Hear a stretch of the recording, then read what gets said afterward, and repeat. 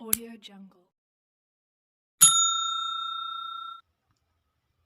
Hello साथियों, नमस्कार। C TET rate बाल विकास एवं शिक्षा शास्त्र से संबंधित हम ये सीरीज देख रहे हैं यहाँ पर 3 नंबर वाली, और इसमें कुल 30 क्वेश्चन होंगे।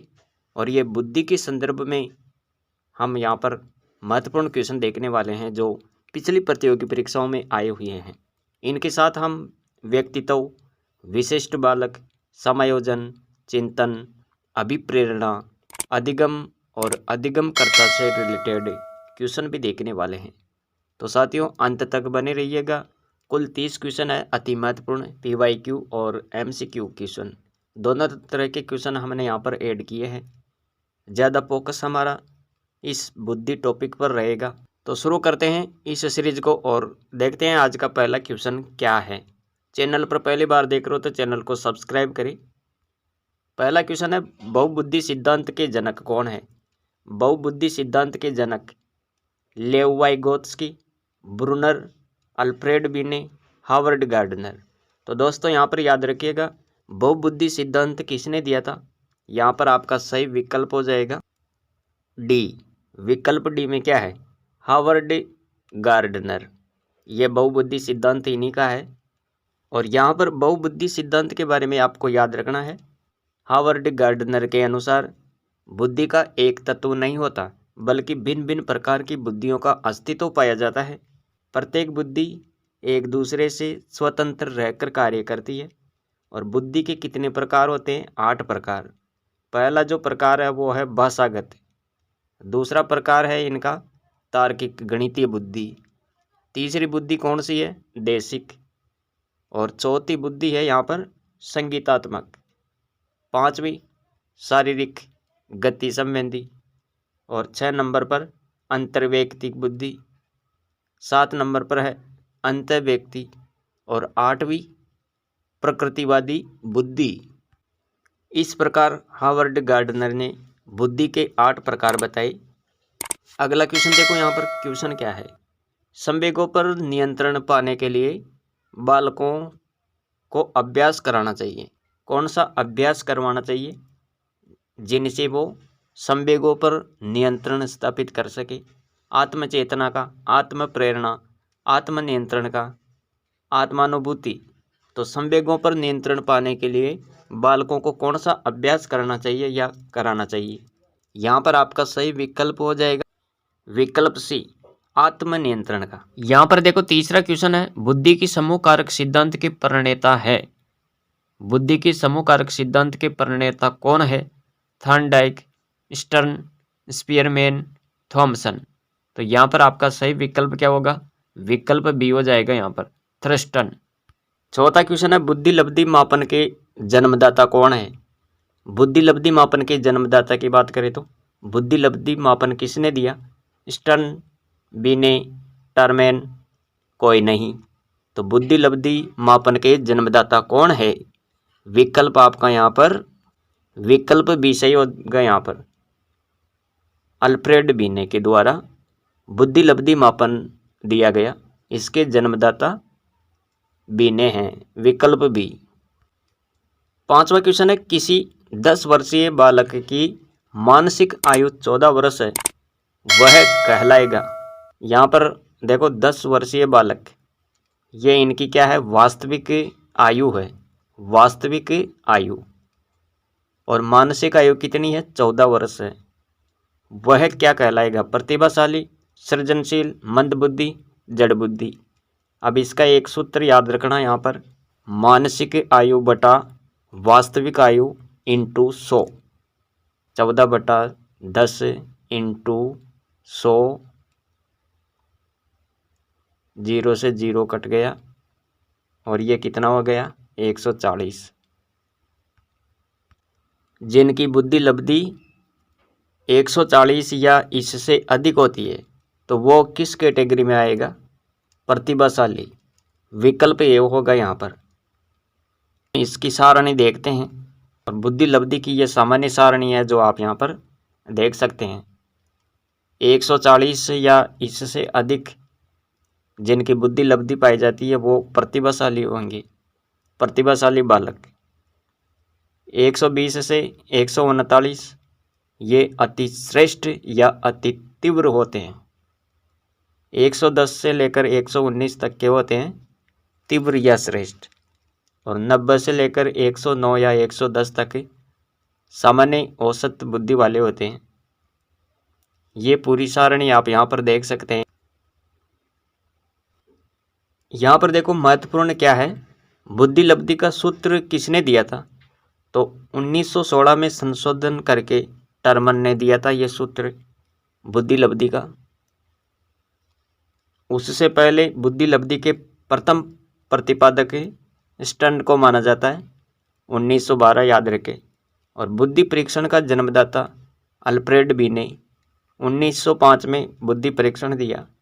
प्रथम क्रियात्मक बुद्धि परीक्षण की बात करें तो 1866, याद रखना, सेगुइन। मानसिक परीक्षण शब्द का प्रयोग करने वाला पहला व्यक्ति कौन? तो यहाँ पर आपको याद रखना है मानसिक शब्द का पहली बार प्रयोग किसने किया था? केटल ने 1890 में। अगला क्वेश्चन देखते हैं। क्वेश्चन क्या है? गिलफोर्ड के बुद्धि संबंधी सिद्धांत है। गिलफोर्ड के बुद्धि संबंधी सिद्धांत कौन सा है? एक तत्व सिद्धांत, द्वितत्व, त्रिआयामी सिद्धांत या बहुतत्व सिद्धांत? विकल्प सी में क्या है? त्रिआयामी सिद्धांत। तो ये गिलफोर्ड का बुद्धि संबंधी सिद्धांत त्रिआयामी सिद्धांत, जो आपको यहाँ पर याद रखना है। विकल्प सी होगा यहाँ पर। 7वां क्वेश्चन है, थॉर्नडाइक ने बुद्धि का कौन सा सिद्धांत दिया? थॉर्नडाइक ने बुद्धि का कौन सा सिद्धांत दिया? एक कारक सिद्धांत, द्विकारक सिद्धांत, बहुकारक सिद्धांत, ग्रुप तत्व सिद्धांत? तो थॉर्नडाइक ने जो बुद्धि का सिद्धांत दिया वो कौन सा है यहाँ पर? विकल्प सी, बहुकारक सिद्धांत है इनका। 8वां क्वेश्चन है, शारीरिक संचार गतिविधि कक्षाएं किसके उपयोग द्वारा बेहतर ढंग से संगठित होती है? शारीरिक संचार गतिविधि कक्षाएं किसके उपयोग द्वारा बेहतर ढंग से संगठित होती है? आदेश पद्धति, प्रदर्शन पद्धति, समूह निर्देशित अभ्यास पद्धति, विचार विमर्श? तो शारीरिक संचार गतिविधि कक्षाएं किसके उपयोग से बेहतर ढंग से संगठित हो सकती है या होती है? यहाँ पर आपको याद रखना है, इसका सही विकल्प ए हो जाएगा, आदेश पद्धति। 9वां क्वेश्चन है साथियों, और क्वेश्चन क्या है? कौन सा व्यक्तिगत भिन्नताओं का कारण नहीं है? कौन सा व्यक्तिगत भिन्नताओं का कारण नहीं है? वातावरण, परिपक्वता, वंशानुक्रम, निर्देशन? इसका सही विकल्प क्या होगा? तो व्यक्तिगत भिन्नताओं का कारण यहाँ पर देखो वातावरण, परिपक्वता, वंशानुक्रम, ये तीनों आएंगे इसमें, लेकिन जो नहीं है वो क्या है? निर्देशन। विकल्प डी होगा यहाँ पर। प्रतिभाशाली बच्चों की पहचान की विधि कौन सी है? प्रतिभाशाली बच्चों की पहचान आप कैसे करेंगे? अवलोकन से, बुद्धि परीक्षण करके, व्यक्तित्व परीक्षण द्वारा, उपरोक्त सभी? तो विकल्प आपका यहाँ पर क्या सही हो जाएगा? प्रतिभाशाली बच्चों की पहचान के लिए कौन सी विधि उपयुक्त है? विकल्प डी हो जाएगा यहाँ पर, अवलोकन, बुद्धि परीक्षण, व्यक्तित्व परीक्षण, उपरोक्त सभी। 11वां क्वेश्चन है, अच्छे मानसिक स्वास्थ्य का संकेतक है। अच्छा मानसिक स्वास्थ्य है जिसका, उसका संकेतक आपको यहाँ पर देखना है। क्या संकेत मिले जिनसे आपको पता चले कि इसका मानसिक स्वास्थ्य अच्छा है, उत्तम है?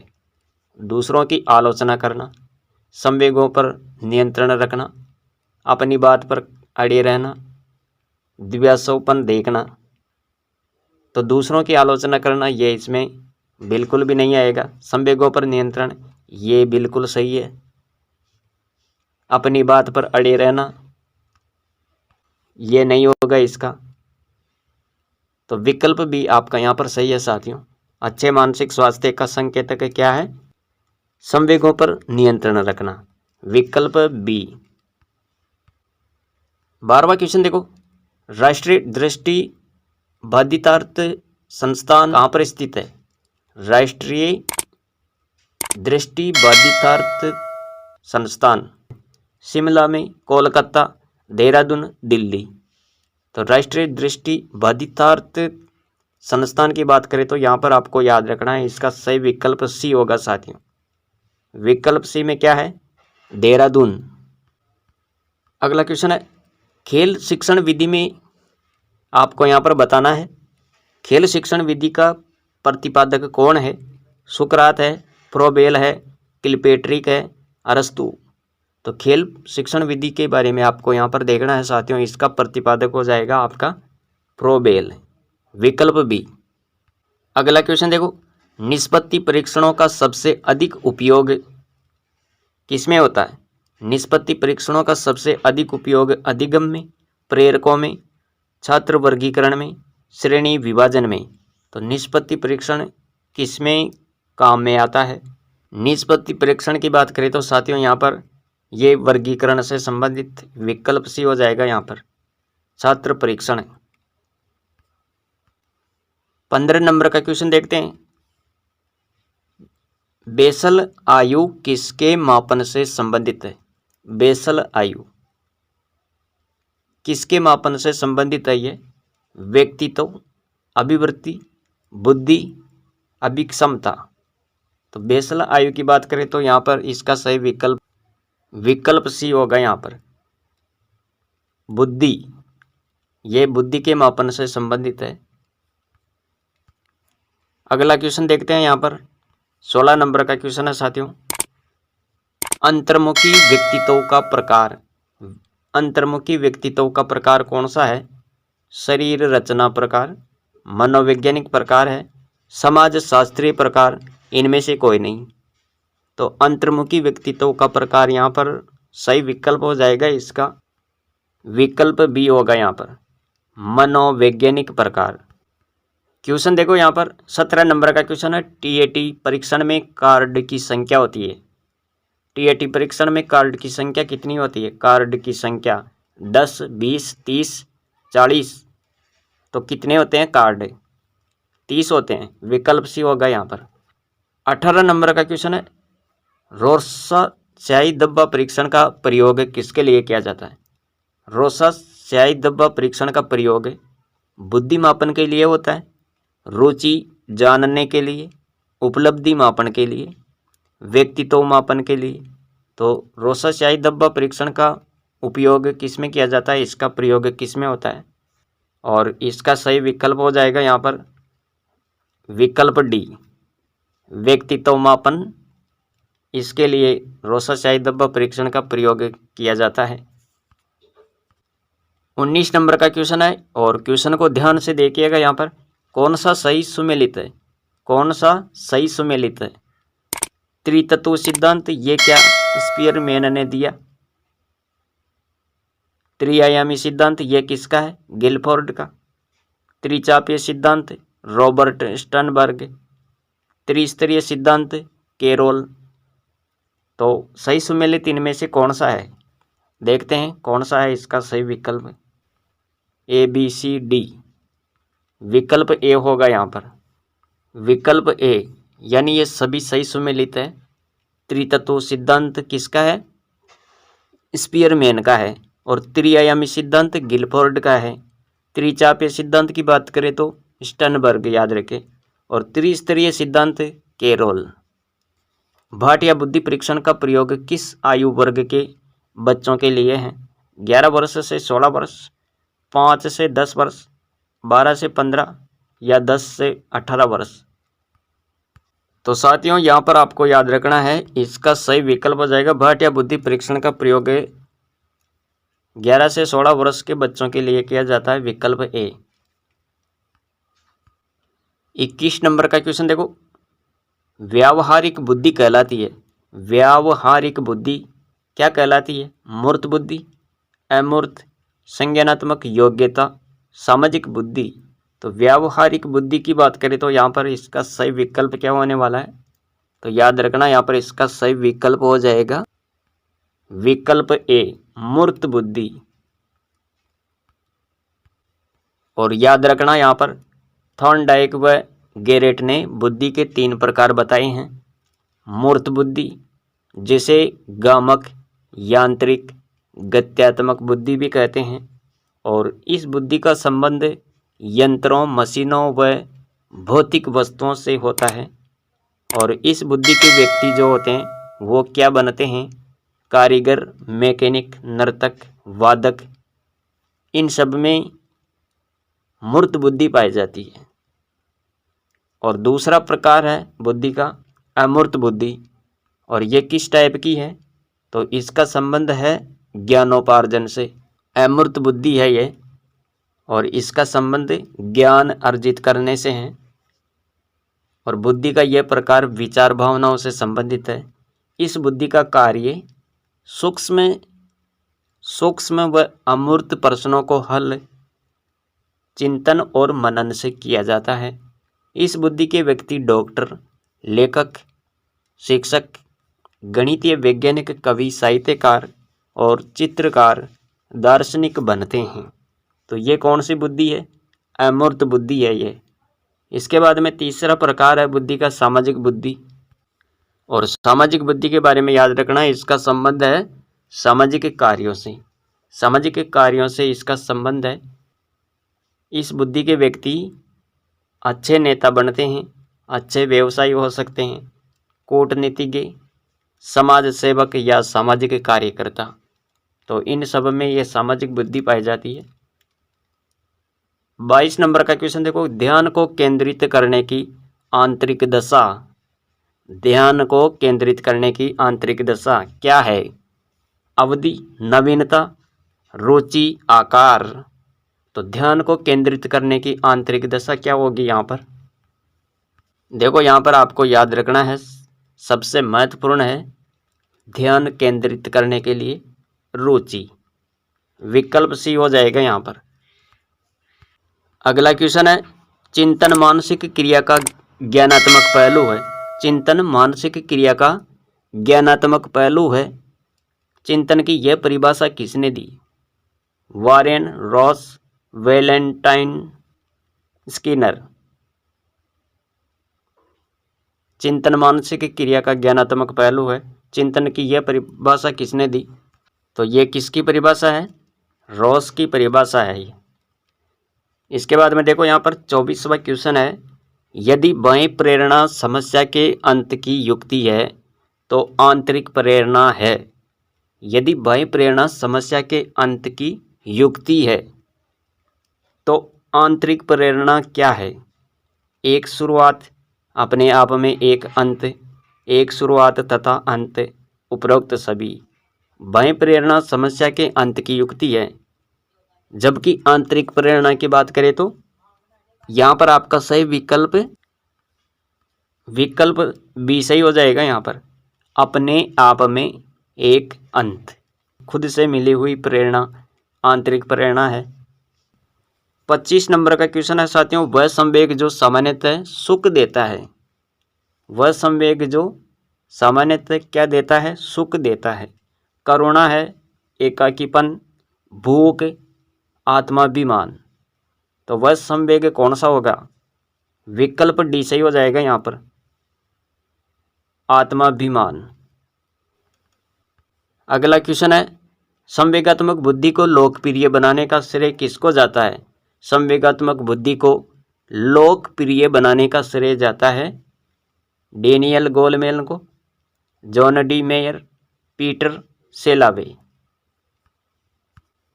तो संवेगात्मक बुद्धि को लोकप्रिय बनाने का श्रेय गोलमेन को जाता है, डेनियल गोलमेन याद रखें यहाँ पर। 27वां क्वेश्चन देखो, रेवन का प्रोग्रेसिव मैट्रिसेस परीक्षण का उदाहरण है। रेवन का प्रोग्रेसिव मैट्रिसेस परीक्षण किसका उदाहरण है? असमूह बुद्धि लब्धांक, व्यक्तित्व, मौखिक बुद्धि लब्धांक, या फिर संस्कृति मुक्त बुद्धि लब्धांक। यहाँ पर आपको याद रखना है, इसका सही विकल्प हो जाएगा साथियों डी। विकल्प डी में क्या है? संस्कृति मुक्त बुद्धि लब्धांक, विकल्प डी। 28 नंबर का क्वेश्चन है, विशिष्ट बालक का संबंध होता है। विशिष्ट बालक का संबंध किससे होता है? बुद्धि से, शिक्षा से, पाठ्य सामग्री, खेल में, खेल से। तो विशिष्ट बालक का संबंध होता है यहाँ पर बुद्धि से। विकल्प ए। अगला क्वेश्चन देखो, क्वेश्चन है टॉरेंस के सृजनात्मकता परीक्षण द्वारा किस तत्व का मापन नहीं होता? सृजनात्मक परीक्षण के द्वारा किस तत्व का मापन नहीं किया जाता टॉरेंस के अनुसार? धारा प्रवाहिता, लचीलापन, तार्किकता, मौलिकता। यहाँ पर इसका सही विकल्प हो जाएगा सी, तार्किकता। आज की सीरीज का लास्ट क्वेश्चन देखते हैं और क्वेश्चन क्या है? मानसिक विकास के पक्ष होते हैं। मानसिक विकास के पक्ष निरीक्षण, चिंतन, ध्यान, उपरोक्त सभी। तो मानसिक विकास के पक्ष विकल्प डी, ये सभी आएंगे इसके अंदर। तो प्यारे साथियों, ये थी आज की सीरीज जिसमें हमने कुल 30 क्वेश्चन यहाँ पर कवर किए हैं। बुद्धि से संबंधित क्वेश्चन है ये सभी, और इसमें एक दो क्वेश्चन हमने ये जो टॉपिक है इनसे भी लिए हैं, और सबसे ज़्यादा क्वेश्चन हमने बुद्धि टॉपिक के संदर्भ में देखे हैं। तो आज के लिए इतना ही, मिलेंगे अगली सीरीज में एक और अलग टॉपिक के साथ। तब तक बने रहिए हमारे साथ और देखते रहिए coaching notes classes. Thanks for watching.